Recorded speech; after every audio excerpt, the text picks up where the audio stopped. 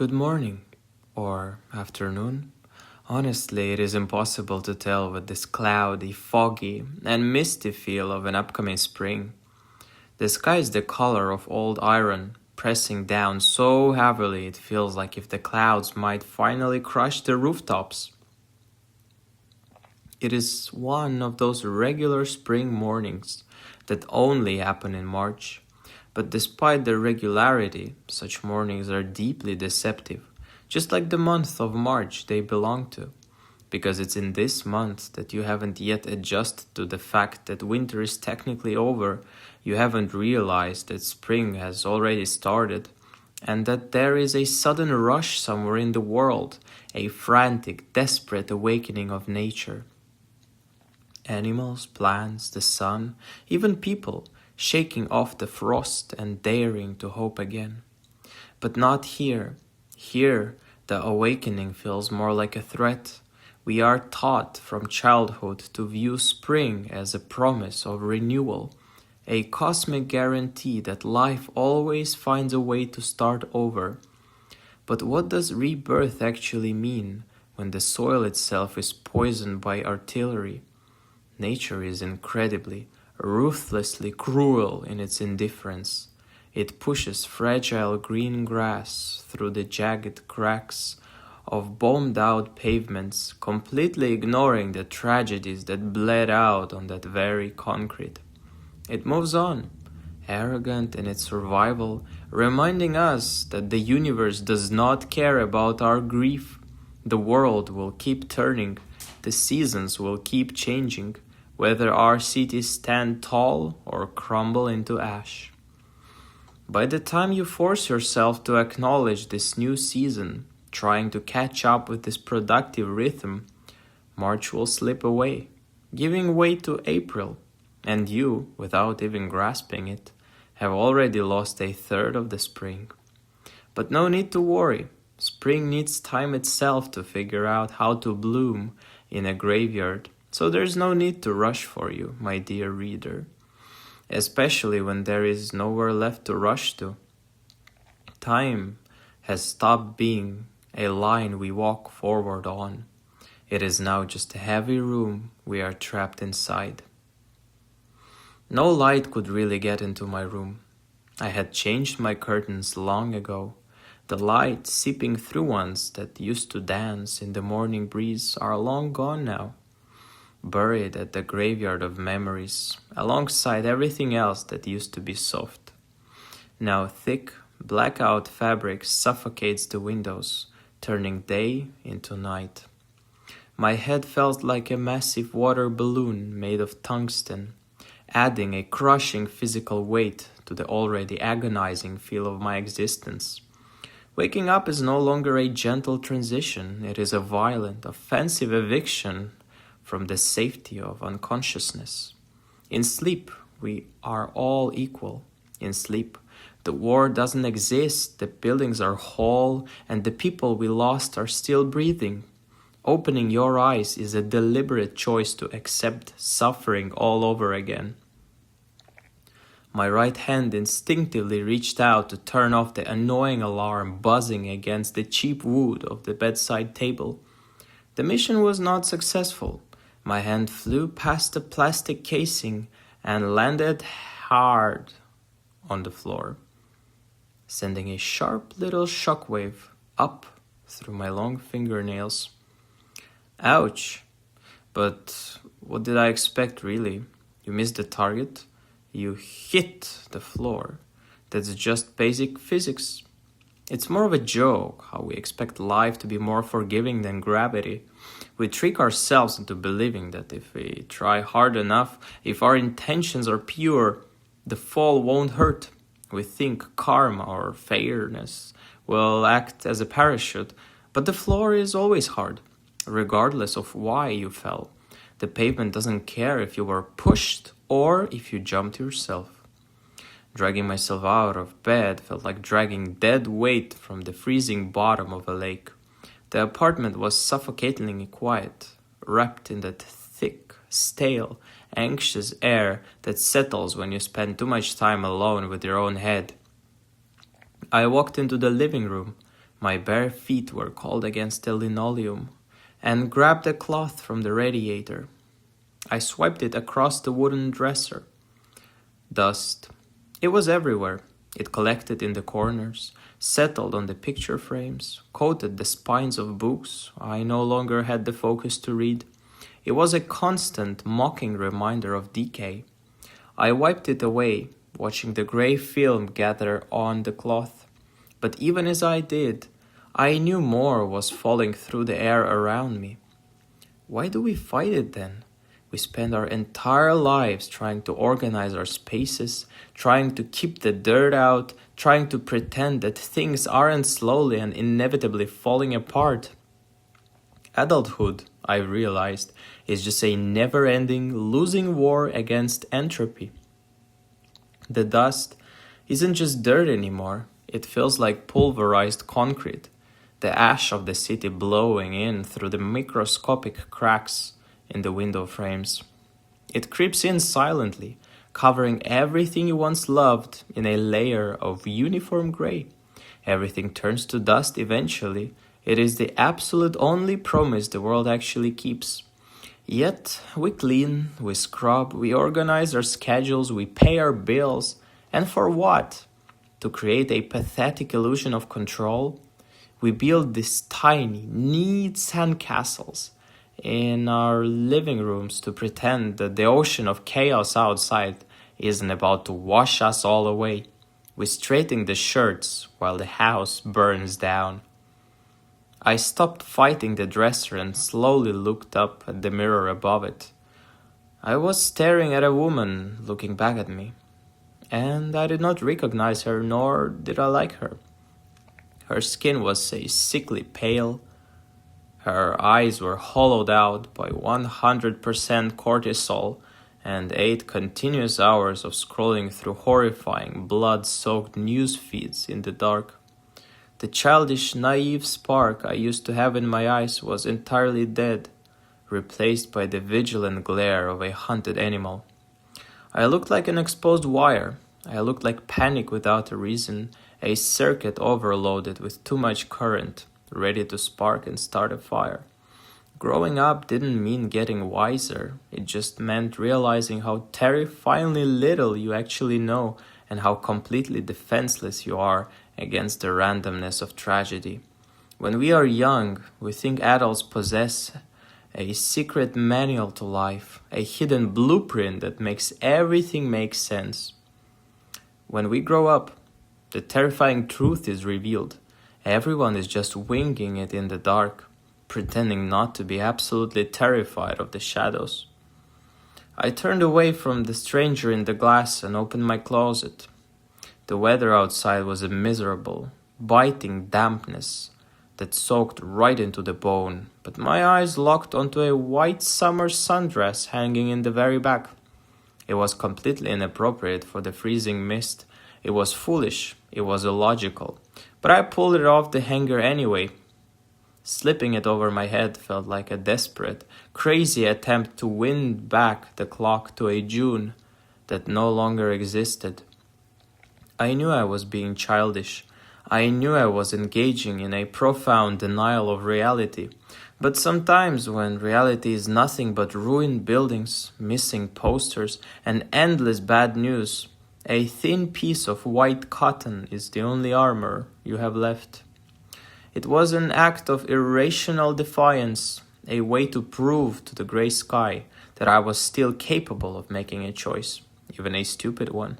I grabbed my keys, threw a heavy dark coat over the delicate dress, and stepped out in the hallway, then out into the world. The city was a hollowed-out ghost of what it used to be.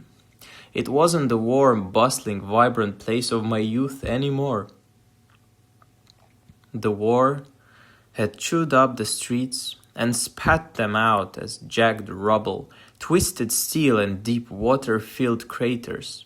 The sky hung low, occasionally spitting freezing rain that stung the cheeks. Most people had left long ago, fleeing to places where the sky didn't drop fire. Those who remained were walking like shadows, heads down, shoulders hunched forward, avoiding eye contact, bracing against the inevitable. I approached an old, half-broken bench in my courtyard. The grand oak tree that used to stand proudly above it, kindly inviting travelers to cool off in its sprawling summer shade, was now splintered and blackened by a blast. Its trunk was violently torn open. Its dead, charred branches were clawing at the sky like skeletal fingers begging for mercy. In the middle of the ruined courtyard, amidst shattered bricks and twisted metal, two children were playing. It was a deeply jarring sight, like finding a pretty flower growing out of a corpse. Suddenly the little girl yelled, "Mark!"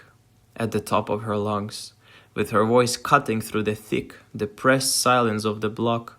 She ran towards a boy who was dragging a rusted piece of metal that might have once been a scooter. He dropped it. His face was smeared with soot and dirt, and caught her in a clumsy, tight hug. She immediately started chattering about something trivial, a found toy, a shiny rock, a story she made up. Who knew? Does childhood love exist? Absolutely. But looking at them now didn't make me smile. It just made my chest ache with a dull, heavy throb. Children don't care about the collapsing economy, the geopolitical failures, or the shells that cratered their playground. They only care about immediate feelings. As cynical adults, we'll look at them and think they're foolish for not seeing the dangers surrounding them. But maybe they are the enlightened ones. They love simply and loudly because they haven't been taught the agonizing price of it yet. They haven't learned the hard lesson that everything you love eventually becomes a hostage to fortune. They don't yet know that holding on to someone tightly just means it will hurt infinitely more when they are ripped away. The utter tragedy of it all is that their innocence is just a temporary, flimsy shield. Soon the world will hand them their trauma on a silver platter. They will learn the scent of fear. They will learn the sheer terror of looking someone in the eye, knowing they might not be there tomorrow. They will learn that to care deeply about something is simply giving the universe a sharpened weapon to stab you with. I stood up, pulling my heavy coat tighter over my foolish white dress, hiding the ghost of summer away, and kept walking. Near the next shattered housing block I witnessed a scene that spiked my heart rate and made the breath catch in my throat. A mother was practically dragging her young child across the broken pavement by his arm, hissing at him to hurry up, with her eyes darting frantically. Suddenly, the deep, guttural, earth-shaking rumble of a heavy military vehicle echoed down the narrow street. Wild, unfiltered, primal terror flashed in the woman's eyes. It was the look of an animal cornered by a predator. Without a second of hesitation, she dove into the overgrown, muddy grass beside the road. Dragging the child down by the collar with brutal force, she pressed his face into the freezing dirt, covering his body with hers, holding her breath until the massive tires rolled past, shaking the ground beneath them. As the mechanical roar faded into the distance, she sat up. She looked at the mud on her child's face, and then she began screaming at him. Her voice cracked with sheer hysteria, slapping at his clothes, yelling about how slow he was, how careless he was. I walked past them, keeping my head down, with my boots crunching softly on the debris. I used to think people like her were strange, unhinged, terrible parents. Now I understood perfectly, and the realization made me sick to my stomach. She wasn't yelling at him because he was bad. She was yelling at him because she was utterly, horrifyingly powerless. To love someone in a broken world is to walk around with your heart entirely exposed outside your body. Her anger was just pure, distilled fear that had nowhere else to go. Every single day in the city, you roll a dice with south and sides, and one of those sides means instant death. She was just terrified of her child landing on the wrong side. We are all forced to play this sadistic casino game, gambling with our lives and the lives of those we love. And the cruelest part is that none of us ever asked to sit at the table. The school at the end of the street was completely abandoned now, covered in blast cracks, missing its entire roof. Its pastel paint was peeling off like sunburned dead skin. No one was going to fix it. The funds, if they ever existed, were swallowed by the war machine long ago. Over by a rusted, warped metal table in the schoolyard, a table just as destroyed as the bench in my courtyard, sat 3 local scavengers. They were men who looked like they were 50. Their faces were lined like old leather, but they were probably my age. They passed around a glass bottle of cheap, eye-burning alcohol, laughing a raspy, wet laugh that sounded like it hurt their lungs. Years ago, I used to look at people like this and feel a condescending sort of pity. I used to think they had wasted their precious lives, thrown away their potential for nothing. Now, looking at them through the lens of a ruined world, I just felt a strange, dark kind of envy. Hope is a phenomenally exhausting emotion. It requires constant, draining maintenance. It demands that you constantly fight against the overwhelming current of reality.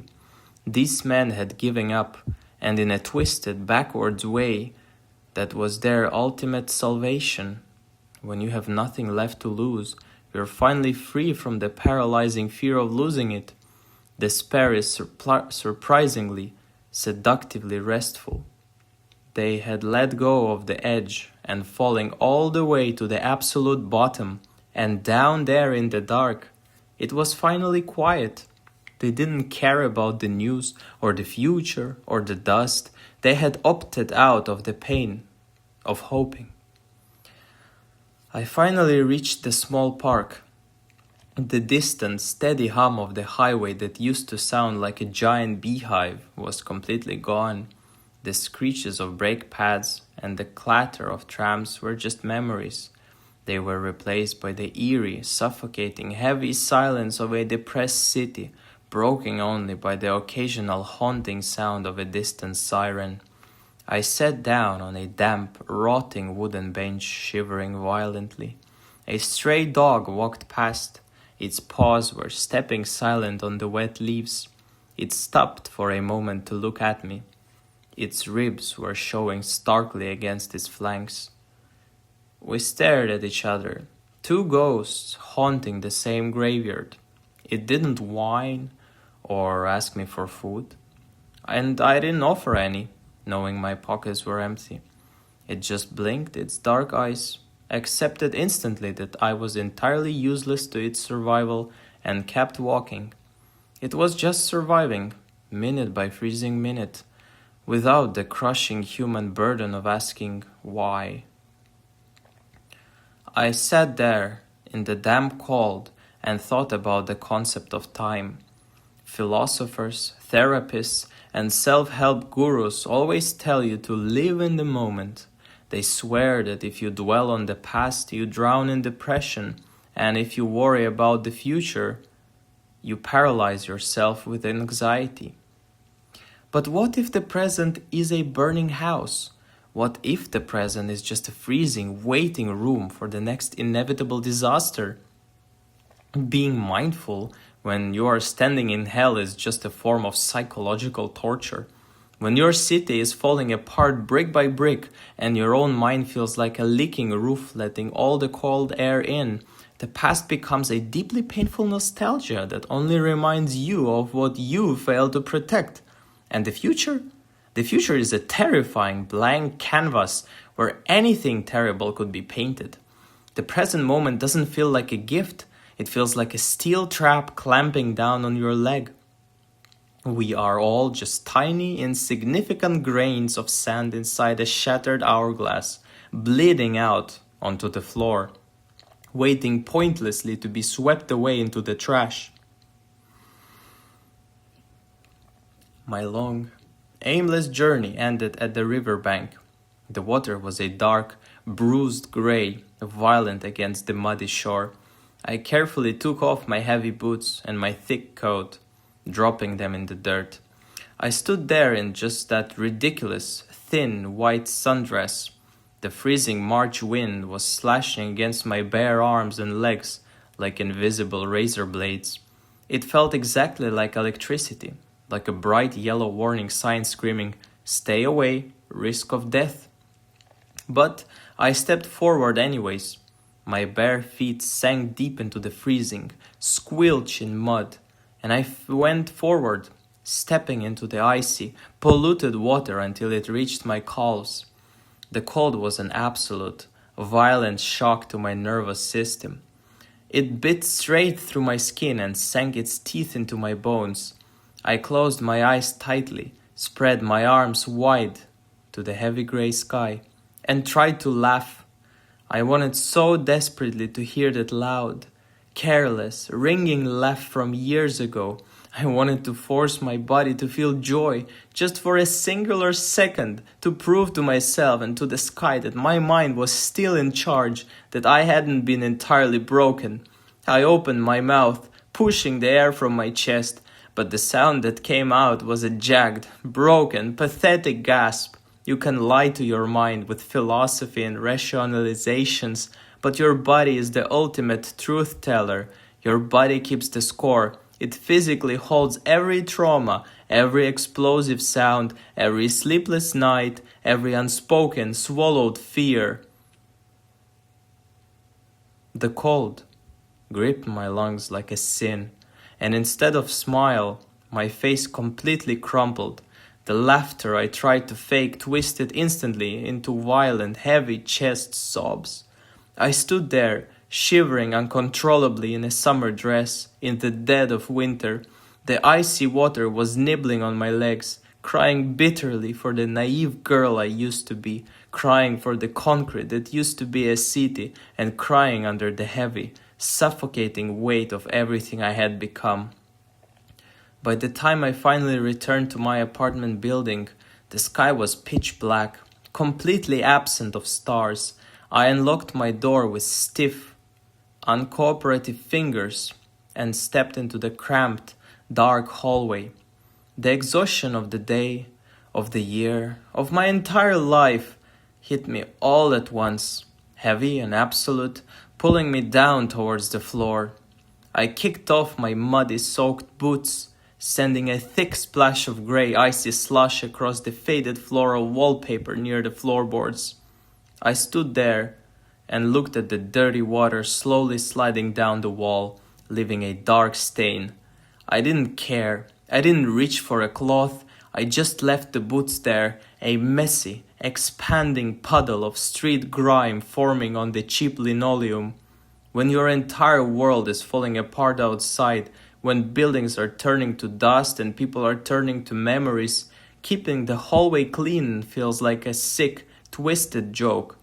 Walking away from that mess was the final surrender of the day, admitting that the dirt has won, and you simply no longer have the spiritual energy to fight it. I didn't have the energy to make dinner. The thought of chewing food felt exhausting. I shuffled into the dark kitchen, boiling water with hands that still wouldn't stop shaking from the river's chill. I brewed a mug of bitter black tea and grabbed a handful of stale, dry cookies from a metal tin. I sat down at the small wooden kitchen table in the pitch dark. The faint amber glow of a distant street lamp was slicing through the window blind, illuminating the dust floating in the air. I wanted someone sitting across from me. The ache of loneliness was a physical pain in my chest. I wanted someone who smelled like calmness, like absolute silence in the head. Someone who felt like 10 hours of uninterrupted sleep. Someone who felt like Thursday afternoons and lavender tea and unshakable peace. But I knew with a crushing certainty that even if someone like that were here right now, I would purposefully push them away, because I knew what I smelled like. I smelled like self-harm and very bad plans. I smelled like running away in a hurry, like panic attacks and raw exposed trauma. You cannot invite someone into your life when your own mind is an active minefield. It's profoundly unfair to them, to ask them to walk through it. We all crave human connection so desperately that it hurts. But we build massive, impenetrable walls out of our own brokenness to keep people out, terrified that our jagged edges will make them bleed. I was an undertreated anxiety, and you don't invite people to live in a house with a leaking roof. Is this what we are given life for? To sit alone in the dark, chewing on our anxieties like bloody fingernails? To just barely survive the day so we can wake up tomorrow and perform the exact same agonizing task of surviving again? Every creature begins its life with one absolute condition, that its life will, sooner or later, come to an end. It's a harsh, unyielding truth, but sitting there in the dark, wrapping my freezing hands around the warm mug of tea, it felt strangely, profoundly comforting. Nothing lasts forever, not the joy, not the peace, not the white summer dresses or the grand oak trees, but crucially, not the suffering either. The pain, the war, the panic, it is all just as temporary as the deceptive spring. Eventually, the hourglass runs out of sand for all of us. I finished my bitter tea in silence. The warmth was doing little to heat up my insides. When the clock on the wall ticked heavily past midnight, shifting the present into tomorrow, I walked slowly to the bedroom. I crawled under the covers, still wearing the heavy coat over the damp sundress, and pulled the heavy blankets all the way up to my chin. I turned onto my side, staring blankly at the dark, invisible wall. I didn't pray, and I didn't hope. I just closed my eyes, thanking yesterday for the absolute only honest, real thing it had managed to bring me. A single, quiet teardrop slipping out from beneath my eyelashes, sliding down my cold cheek and soaking silently into the pillow.